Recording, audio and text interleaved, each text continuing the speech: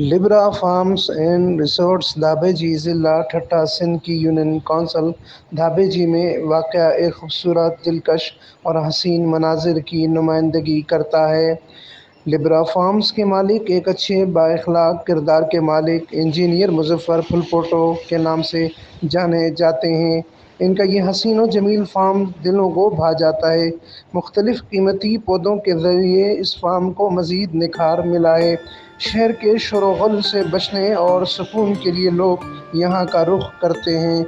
Libra farms धाबेजी में अपना एक नुमाया मकाम रखता है। दुआ है कि लिब्रा फार्म्स मज़ीद तरक्की की राहों से गुज़रे और प्यारे इंसान इंजीनियर मुज़फ़्फ़र फुलपोटो को बरकतें हासिल हों।